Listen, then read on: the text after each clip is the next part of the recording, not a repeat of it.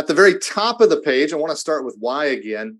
UDAP, it's the gray area. It's going to say that here in Roman numeral 2. We'll get there in a minute, but significant injury to consumers, that's bad. Eroding consumer confidence, that's another bad thing. And undermining the financial market, it kind of feels like that's what's going on all around us right now. But those are all bad things that relate to UDAP. Now, UDAP exists within the gray areas, and that's what makes it difficult. The takeaway here with UDAP today, I'm going to give it to you right out of the gate, is the word awareness. We need to maintain an ongoing awareness level to be able to see things when they present themselves as being potentially unfair, deceptive, or abusive. And the reason for that is because this is a hard one.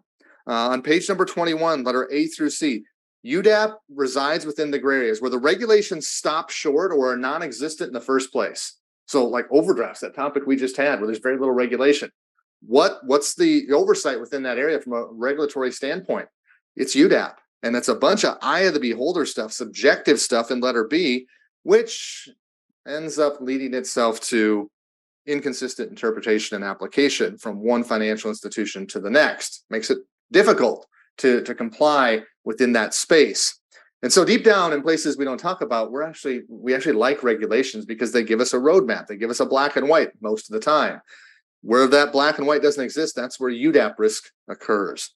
The laws and regulations, we kind of spell them out for you there in letter D. Section 5 of the Federal Trade Commission, that's the big heavy hitter here.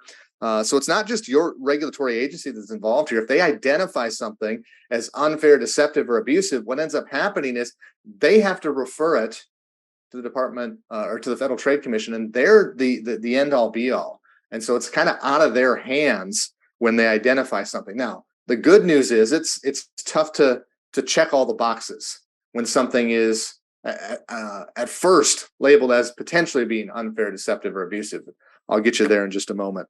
How do we get educated within the industry? Well, regulatory news, lawsuits, unfortunately learning from the mistakes of others, enforcement action. So make sure you pay attention when you see UDAP in the headlines. What we want to make certain of is we don't fall into the same missteps and mistakes that others have previously made. Learn from them and go the other way or fix and adjust accordingly.